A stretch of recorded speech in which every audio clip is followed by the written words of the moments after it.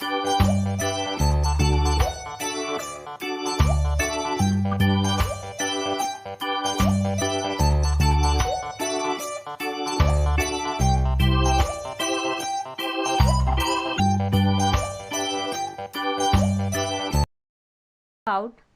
basics of birds, that is bird क्या होती है. The bird is an outgrowth or ingrowth or a bud develop on the parent body which after attaining specific size detaches and grows independently.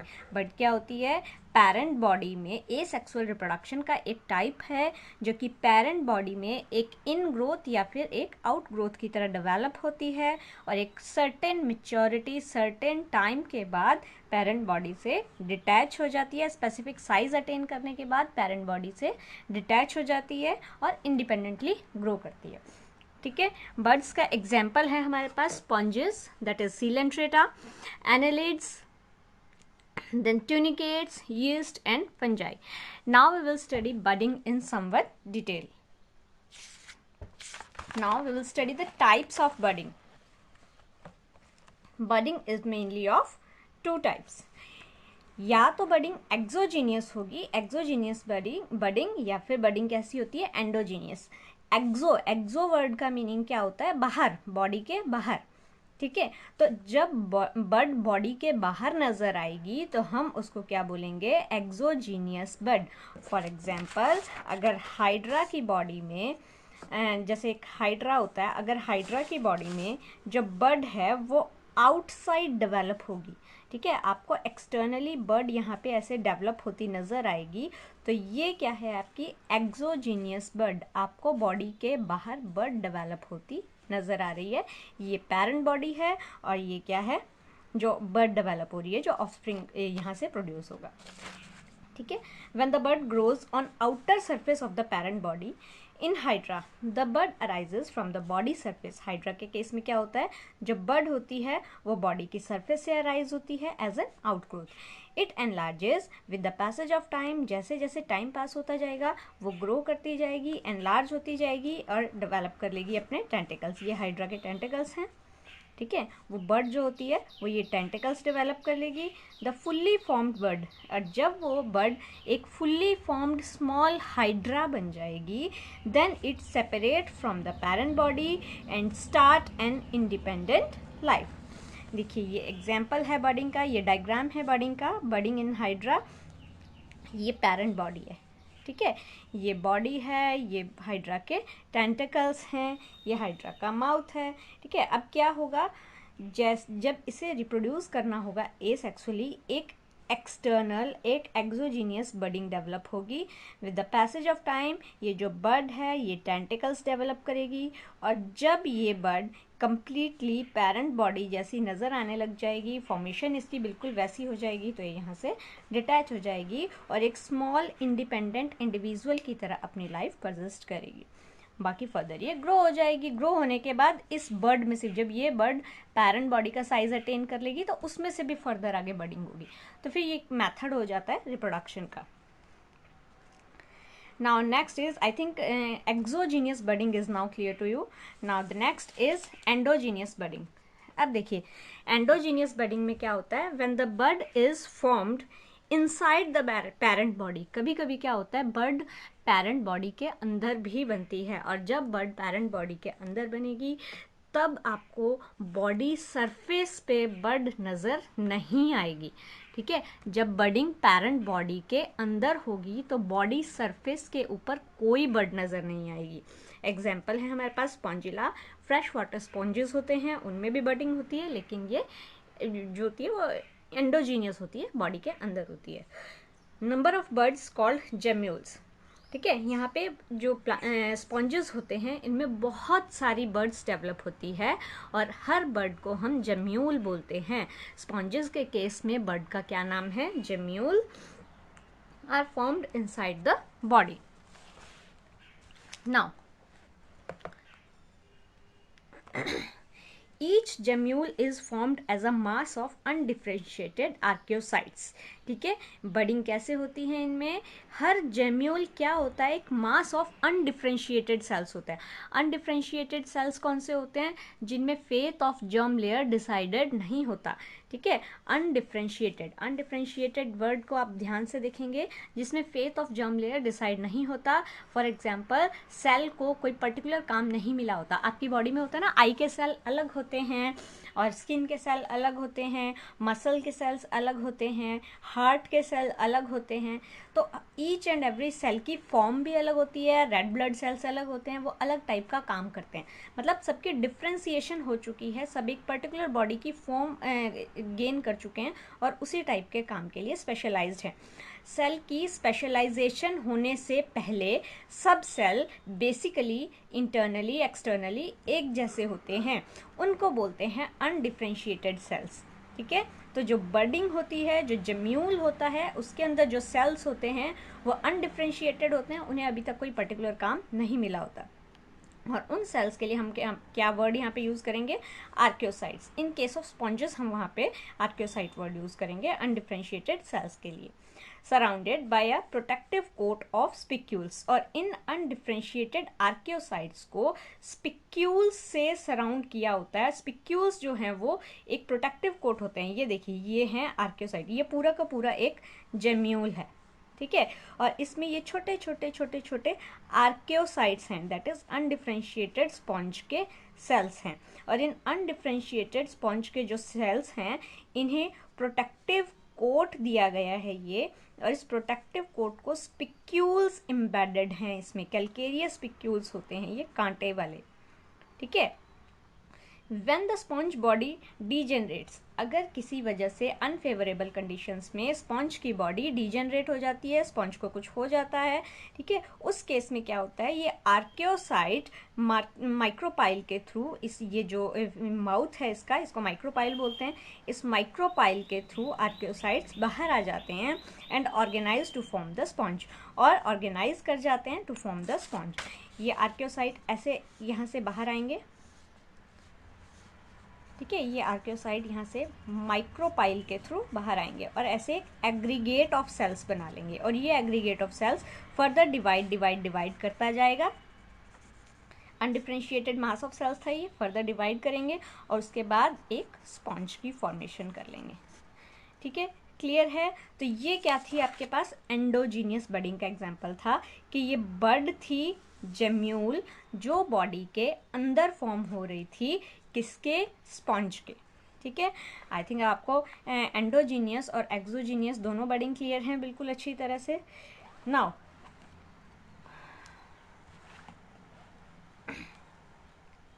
while in animals and other simple organisms the term asexual is used ambiguously। ठीक है, हम animals में और जो simpler organisms होते हैं उनमें asexual word use करते हैं। ठीक है, इन प्लांट्स दैट, जबकि प्लांट जब होंगे तब हम उनके लिए vegetative reproduction word frequently use करेंगे। ऑल्दो ये थोड़ा बहुत इंटरचेंजेबली यूज़ हो जाते हैं, बट स्पेसिफिकली अगर हम बात करें तो जब हम एनिमल्स की बात कर रहे हैं या फिर सिंपल ऑर्गेनिजम्स की बात कर रहे हैं तब हम क्या वर्ड यूज़ करते हैं, एसेक्सुअल रिप्रोडक्शन। और जब हम प्लांट्स की बात करते हैं तब हम एसेक्सुअल रिप्रोडक्शन के लिए क्या वर्ड यूज़ करते हैं, वेजिटेटिव रिप्रोडक्शन। ठीक है, तो हम जब वेजिटेटिव रिप्रोडक्शन पढ़ेंगे तो इसका मतलब हम एसेक्सुअल रिप्रोडक्शन इन प्लांट्स की बात कर रहे हैं। In turn, vegetative reproduction is frequently used. In plants, the unit of vegetative propagation, such as runner, rhizome, sucker, tuber, offset, bulb, are all capable of giving rise to new offspring. जो plant में vegetative structures होते हैं, vegetative propagation के लिए जो propagules होते हैं, वो किस तरह के होते हैं, या तो runner होगा, या rhizome होगा, sucker होगा, tuber होगा, offset होगा, bulb होगा। ये different methods है जिनको हम आगे अब डिटेल में पढ़ेंगे। These structures are called vegetative propagules. Obviously, since the formation of these structures does not involve two parents, और इन structures की formation के लिए भी आपको दो parent की ज़रूरत नहीं है. Single parent body जो है वो या तो वो offset form करेगी, या वो sucker form करेगी, या वो tuber form करेगी. Single parent body इनमें से कोई भी एक particular structure form करेगी और new generation को लेकर आएगी. तो यहाँ पे भी आपको second partner, second पैरेंट की ज़रूरत नहीं होगी. The process involve is asexual. इसलिए हमने वेजिटेटिव को भी क्या बोला, एसेक्सुअल, क्योंकि यहाँ पर भी वेजिटेटिव रिप्रोडक्शन के केस में भी सिंगल पैरेंट इन्वॉल्व होगा. वर्ड ध्यान में रखिएगा, वेजिटेटिव वर्ड हम तब यूज़ करते हैं जब हम प्लांट की बात करते हैं. ऑल्दो कहीं कहीं पे आपको वेजिटेटिव वर्ड एनिमल के जो रिप्रोडक्शन से पहले वाला जुवेनाइल फेस होता है उसके लिए भी मिलेगा लिखा हुआ. That is also correct. Now, what is vegetative propagation? अब हम vegetative propagation को थोड़ा डिटेल में पढ़ेंगे. It is the formation of new plants. Vegetative propagation का क्या मतलब है? Obviously, offsprings आ रहे हैं, new generation आ रही है, तो ये भी क्या है? Vegetative propagation क्या होती है? It is the formation of new plants from vegetative part of the plant. ठीक है, ये plant के vegetative part से new organism का आना होता है vegetative propagation, like root, stem, leaf, bud. ठीक है, यहाँ पर ध्यान से देखिए, हमने वर्ड क्या यूज़ किया है, रूट वेजिटेटिव पार्ट है, यहाँ कोई रिप्रोडक्टिव ऑर्गन नहीं है. स्टेम रिप्रोडक्टिव ऑर्गन नहीं है. लीफ रिप्रोडक्टिव ऑर्गन नहीं है. बड रिप्रोडक्टिव ऑर्गन नहीं है. प्लांट का रिप्रोडक्टिव ऑर्गन होता है उसका फ्लावर, और हम यहाँ पर फ्लावर से रिप्रोडक्शन की बात नहीं करेंगे. जब आप वेजिटेटिव प्रोपगेशन पढ़ेंगे तब आप फ्लावर से रिप्रोडक्शन की बात नहीं करेंगे, क्योंकि अगर हम प्लांट्स में फ्लावर से रिप्रोडक्शन की बात करते हैं तो वो सेक्सुअल रिप्रोडक्शन के अंडर आएगा. हम यहाँ पे ए सेक्सुअल पढ़ रहे हैं, तो ए सेक्सुअल में आएगा आपका root, stem, leaf and bud, not flower. इस चीज़ को बिल्कुल क्लियर रखना कि जब हम फ्लावर का वर्ड यूज़ करेंगे तो वो सेक्सुअल रिप्रोडक्शन होगा, और जब हम लीफ, स्टेम, बड, रूट इसकी बात करेंगे तो वो एसेक्सुअल रिप्रोडक्शन होगा. प्लांट्स के केस में ये चीज़ बहुत इम्पॉर्टेंट है. जैसे और ऑर्गेनिज्म में, एनिमल्स में जो गोनैड होते हैं वो सेक्सुअल स्ट्रक्चर होते हैं, ऐसे प्लांट के जो फ्लावर होते हैं वो उनके गोनैड होते हैं, वो उनके सेक्सुअल स्ट्रक्चर होते हैं. क्लियर है? तो हम ए सेक्सुअल में फ्लावर को कंसीडर नहीं करेंगे, वो हम सेक्सुअल रिप्रोडक्शन ऑफ प्लांट्स में अलग से पढ़ेंगे. The unit of vegetative propagation, such as runner, rhizome, tuber, sucker, bulb, etc., give rise to new plant. ठीक है, हम वेजिटेटिव रिप्रोडक्शन में ये डिफरेंट टाइप के मेथड्स होंगे, डिफरेंट टाइप के प्रोपोग्यूल्स बनेंगे. These structures are called vegetative propagule. एक रनर को हम क्या बोलेंगे, ये एक वेजिटेटिव प्रोपोग्यूल है, मतलब ये एक वेजिटेटिव यूनिट है जो रिप्रोडक्शन में इन्वॉल्व होगी. राइजोम एक वेजिटेटिव यूनिट है जो रिप्रोडक्शन में इन्वॉल्व होगी. ट्यूबर एक और है, शक्कर एक और है, बल्ब एक और है. तो हम यहाँ पे बल्ब को क्या बोलेंगे, वेजिटेटिव प्रोपोग्यूल. रनर को क्या बोलेंगे, वेजिटेटिव प्रोपोग्यूल. राइजोम को क्या बोलेंगे, वेजिटेटिव प्रोपोग्यूल. तो एक इंडिविजुअल स्ट्रक्चर जो वेजिटेटिव रिप्रोडक्शन के लिए रिस्पॉन्सिबल है उसे हम वेजिटेटिव प्रोपोग्यूल वर्ड से बुलाएंगे. Is it clear to you all? Okay, अब नेक्स्ट पॉइंट की तरफ चलते हैं. It is the only method of natural reproduction. जो वेजिटेटिव प्रोपगेशन है ये नेचुरल रिप्रोडक्शन इन प्लांट्स का एक अकेला मेथड है विच फेल टू फ्लावर नेचुरली. ठीक है, जिसमें जो फ्लावरिंग होती है वो नेचुरली नहीं होती. हम यहाँ पे फ्लावर इंक्लूड ही नहीं कर रहे हैं. एग्जाम्पल, शुगर केन, बनाना, पाइनएप्पल एट्सेट्रा, ये सारे वेजिटेटिव रिप्रोडक्शन के मेथड हैं. इन सब में वेजिटेटिव रिप्रोडक्शन ही होती है. Now the next is natural method of vegetative propagation. Natural method of vegetative propagation को अब हम डिटेल में पढ़ेंगे. अभी जो मैंने आपको वेजिटेटिव प्रोपगेशन के 3 पॉइंट्स लिखवाए हैं ये जनरल कैरेक्टरिस्टिक्स हैं वेजिटेटिव प्रोपगेशन.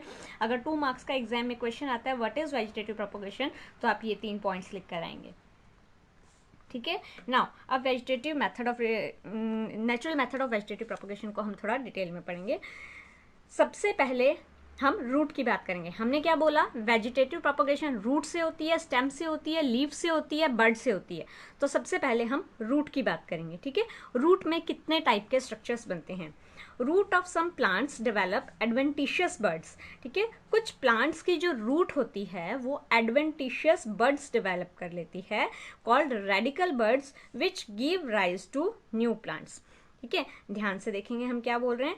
एडवेंटिशियस बर्ड्स, जो एडवेंटिशियस वर्ड हम जहाँ पे यूज़ करते हैं, एडवेंटिशियस बर्ड्स क्या होता है आपका, जब एडवेंटिशियस रूट, जब ये थ्रेड लाइक बहुत सारे स्ट्रक्चर एक सिंगल पॉइंट से डेवलप होंगे, वहाँ पे हम एडवेंटिशियस वर्ड यूज़ करते हैं। जो इस टाइप की रूट होती है ना आपका, के ऊपर प्लांट है ये, ठीक है, जो रूट्स हैं वो इस तरह से डेवलप हो रही हैं, ये अंडर द सॉइल, ये सारी सॉइल है, ठीक है। जब सॉइल में ये सरफेस है, ये एरियल पार्ट है और ये सॉइल है, ठीक है, ये एरियल पार्ट है और ये सॉइल है।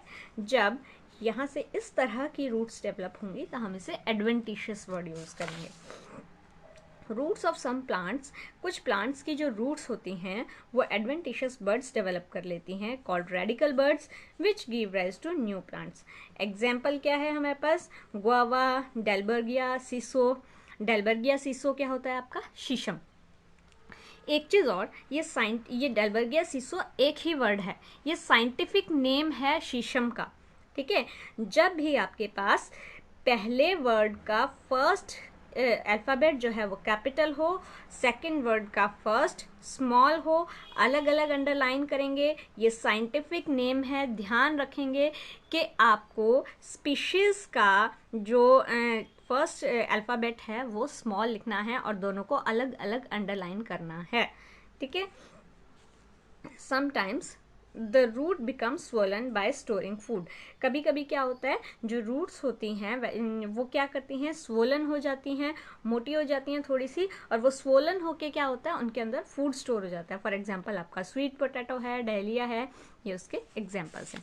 Now vegetative propagation by stem, next method है हमारे पास वेजिटेटिव प्रोपगेशन का स्टेम के थ्रू।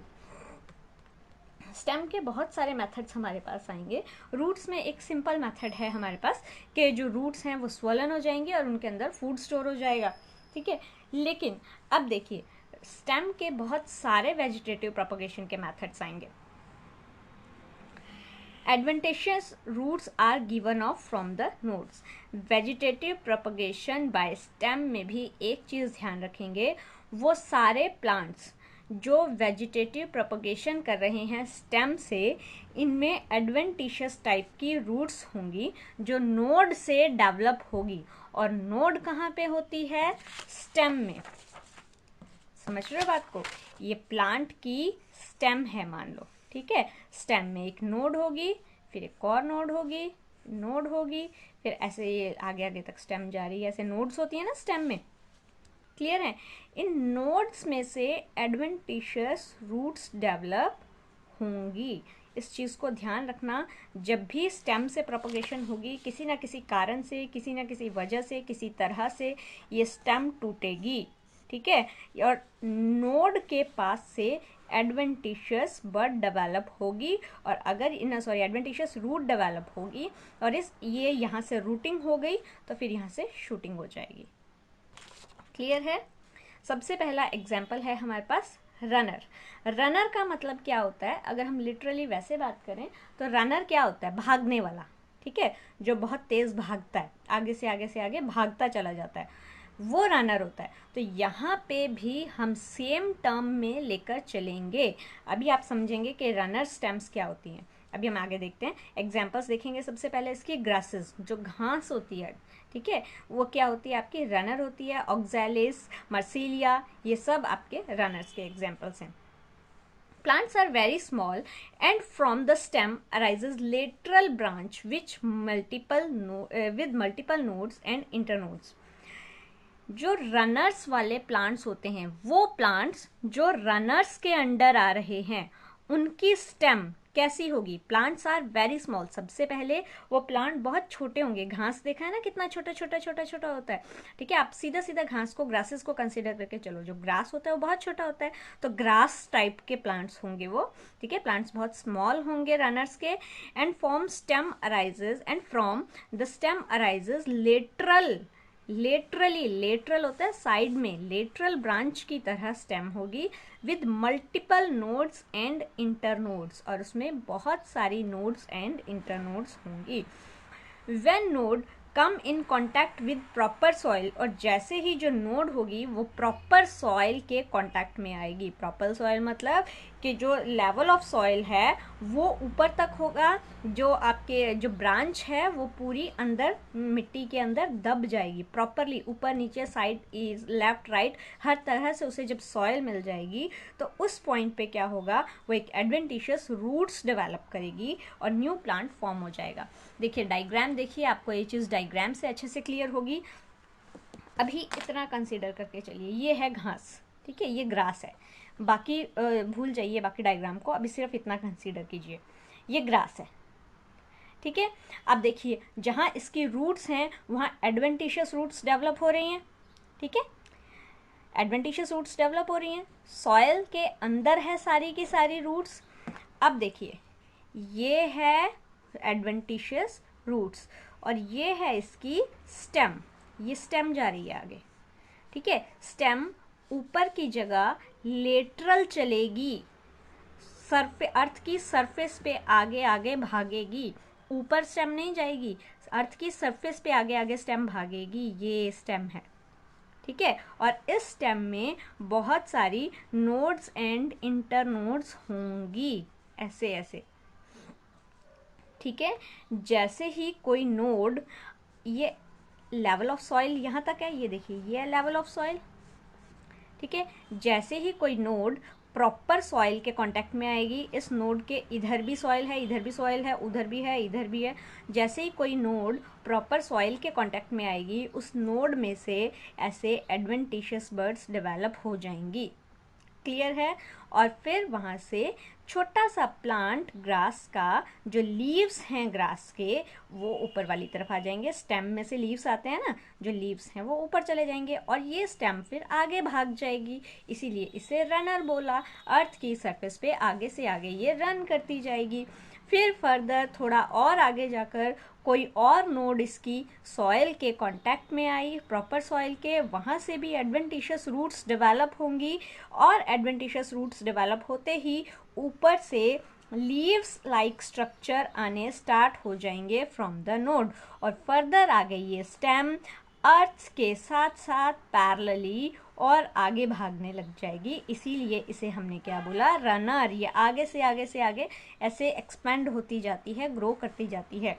ध्यान रखेंगे रनर की जो स्टेम है वो लेटरल चलेगी, लेटरल सरफेस ऐसे होगी ना तो साइड से अर्थ के बिल्कुल पैरेलल चलेगी, और यहाँ पे आपकी फाइबर लाइक एडवेंटिशियस रूट्स होंगी, ठीक है। एक बारी रनर को फिर से एक नज़र मारते हैं हम। रनर को क्या बोला हमने, plants are very small and from the stem arises lateral branch, plants बहुत छोटे हैं और स्टेम में से लेटरल ब्रांच अराइज होगी विद मल्टीपल नोड, स्टेम में से लेटरल ब्रांच अराइज होगी with multiple nodes and internodes, ठीक है। When nodes come in contact with the proper soil, जब ये नोड्स प्रॉपर सॉइल के कॉन्टैक्ट में आएंगी, it give rise to adventitious roots and a new plant is formed. Clear है सबको? Runners बहुत अच्छे से क्लियर हैं। यहाँ पे एक इम्पॉर्टेंट चीज़ ध्यान रखेंगे कि लेवल ऑफ सॉइल, जो रनर की स्टेम है वो सॉइल के लेवल के नीचे होगी, तभी वहाँ से एडवेंटिशियस रूट डेवलप होगी, प्रॉपर सॉइल चाहिए। यहाँ पे लेवल ऑफ सॉइल बहुत इंपॉर्टेंट है, हम आगे और टाइप की प्रोपोगेशन पढ़ेंगे तब हमें इनमें डिफरेंस समझ आएगा, वरना सब एक जैसी लगेंगी। रनर में लेवल ऑफ सॉइल यहाँ से नोड से ऊपर होगा,